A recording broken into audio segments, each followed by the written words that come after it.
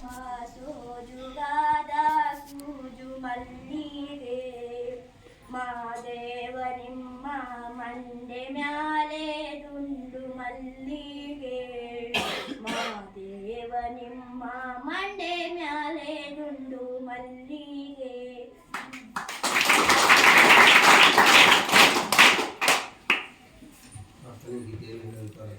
ಧನ್ಯವಾದಗಳು. ಸ್ವಾಗತ ಗೀತೆ ಸುಪ್ರಿಯಾ ಸುಮಡಿಗರಿಗೆ.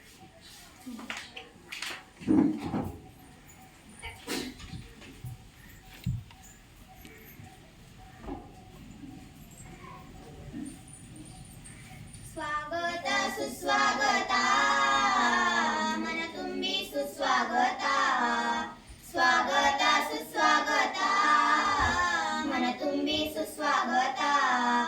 ಸಾಂಸ್ಕೃತಿಕ ಸೌರಭದ ವೇದಿಕೆಗೆ ನಮ್ಮಯ ಭಕ್ತಿಯ ಸುಸ್ವಾಗತ. ಸಾಂಸ್ಕೃತಿಕ ಸೌರಭದ ವೇದಿಕೆಗೆ ನಮ್ಮಯ ಭಕ್ತಿಯ ಸುಸ್ವಾಗತ. ಈ ಸಭೆಯ ಅಧ್ಯಕ್ಷರಿಗೆ ಗೌರವದ ಸುಸ್ವಾಗತ. ಈ ಸಭೆಯ ಅಧ್ಯಕ್ಷರಿಗೆ ಗೌರವದ ಸುಸ್ವಾಗತ. ಉದಯೋನ್ಮುಖರಾಗಿ ಬಂದ ಗಣ್ಯರಿಗೆ ಸುಸ್ವಾಗತ. ಉದಯೋನ್ಮುಖರಾಗಿ ಬಂದ ಗಣ್ಯರಿಗೆ ಸುಸ್ವಾಗತ. ಅವರನದೇ ಇವರನದೇ ವೇದಿಕೆಯ ಮೇಲಿರುವ ಗುರು ಹಿರಿಯರಿಗೂ ಸ್ವಾಗತ. ಅವರನದೇ ಇವರನದೇ ವೇದಿಕೆಯ ಮೇಲಿರುವ ಗುರು ಹಿರಿಯರಿಗೂ ಸ್ವಾಗತ. ಸ್ವಾಗತ ಸುಸ್ವಾಗತ ಮನ ತುಂಬಿ ಸುಸ್ವಾಗತ. ಸ್ವಾಗತ ಸುಸ್ವಾಗತ ಮನ ತುಂಬಿ ಸುಸ್ವಾಗತ. ಸಾಂಸ್ಕೃತಿಕ ಸೌರಭದ ವೇದಿಕೆಗೆ ನಮ್ಮಯ ಭಕ್ತಿಯ ಸುಸ್ವಾಗತ.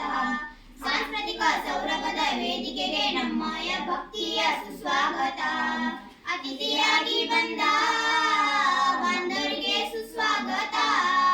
ಅತಿಥಿಯಾಗಿ ಬಂದ ಬಾಂಧವರಿಗೆ ಸುಸ್ವಾಗತ.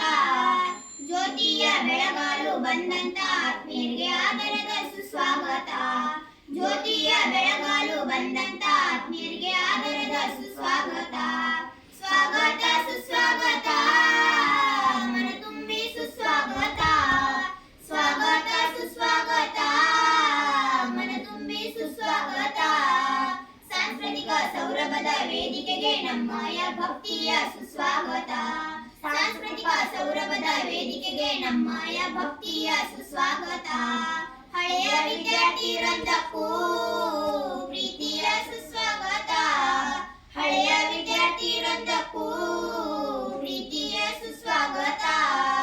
ಅಕ್ಕ ತಂಗಿ ಅಣ್ಣ ತಮ್ಮ ಸಕಲ ಬಂಧು ಬಳಗಕ್ಕೂ ಕೋರುವೆವು ಸುಸ್ವಾಗತ. ಅಕ್ಕ ತಂಗಿ ಅಣ್ಣ ತಮ್ಮ ಸಕಲ ಬಂಧು ಬಳಗಕ್ಕೂ ಕೋರುವೆವು ಸುಸ್ವಾಗತ. ಸ್ವಾಗತ ಸುಸ್ವಾಗತ ಮನ ತುಂಬಿ ಸುಸ್ವಾಗತ. ಸ್ವಾಗತ ಸುಸ್ವಾಗತ ಮನ ತುಂಬಿ ಸುಸ್ವಾಗತ. ಸಾಂಸ್ಕೃತಿಕ ಸೌರಭದ ವೇದಿಕೆಗೆ ನಮ್ಮಯ ಭಕ್ತಿಯ ಸುಸ್ವಾಗತ. ಸಾಂಸ್ಕೃತಿಕ ಸೌರಭದ ವೇದಿಕೆಗೆ ನಮ್ಮಯ ಭಕ್ತಿಯ ಸುಸ್ವಾಗತ. ನಮ್ಮಯ ಭಕ್ತಿಯ ಸುಸ್ವಾಗತ. ನಮ್ಮಯ ಭಕ್ತಿಯ ಸುಸ್ವಾಗತ. ಧನ್ಯವಾದಗಳು.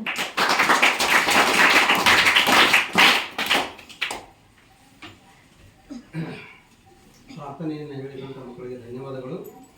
ಈಗ ಪ್ರಾಥಮಿಕ ನುಡಿ ತಾಲೂಕು ಪಂಚಾಯತಿ ವ್ಯವಸ್ಥಾಪಕರಿಂದ ಎಲ್ಲರಿಗೂ ನಮಸ್ಕಾರ.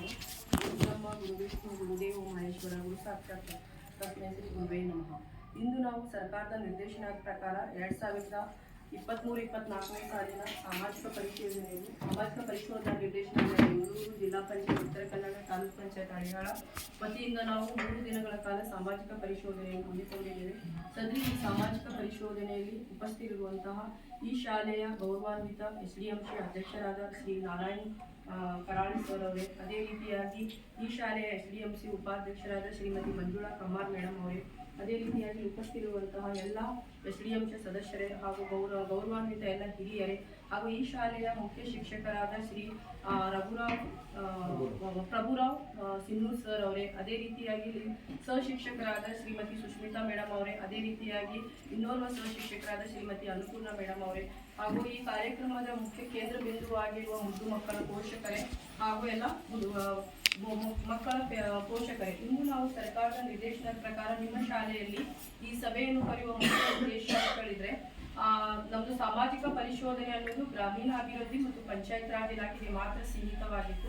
ಕಳೆದ ವರ್ಷದಿಂದ ನಮ್ಮ ರಾಜ್ಯದಲ್ಲಿರುವ ಎಲ್ಲ ಶಾಲೆಗಳಿಗೂ ಕೂಡ ಸಾಮಾಜಿಕ ಪರಿಶೋಧನೆ ನಡೆಸಿ ಸರ್ಕಾರಕ್ಕೆ ಒಂದು ವರದಿ ಸಲ್ಲಿಸುವ ನಿಟ್ಟಿನಲ್ಲಿ ನಾವು ಕಳೆದ ಬಾರಿಯಿಂದ ಒಂದು ಪಂಚಾಯಿತಿಗೆ 2 ಶಾಲೆಯಂತೆ ಆಯ್ಕೆ ಮಾಡಿಕೊಂಡು ಸಾಮಾಜಿಕ ಪರಿಶೋಧನೆ ನಡೆಸ್ತಾ ಇದ್ದೇವೆ.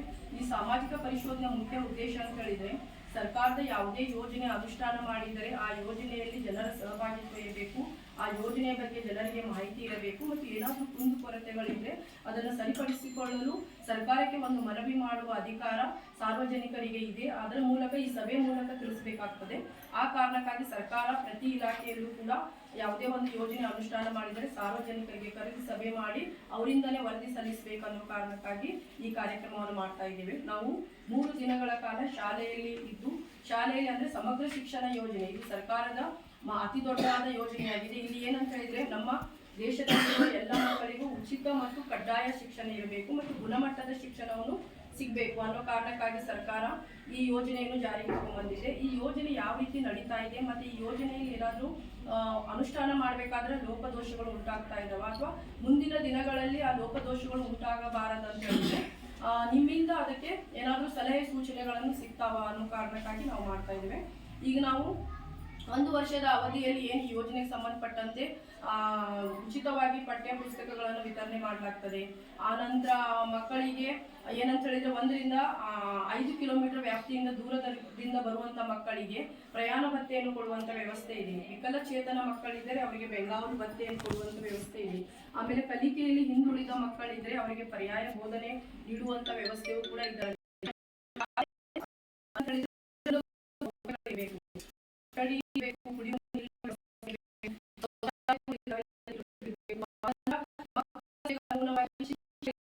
ಪ್ರತಿಯೊಂದು ಕೂಡ ನಾವು ಯಾವುದಾದ್ರು ಸರ್ಕಾರಕ್ಕೆ ಸಾರ್ವಜನಿಕರು ಮತ್ತೆ ಕೂಡ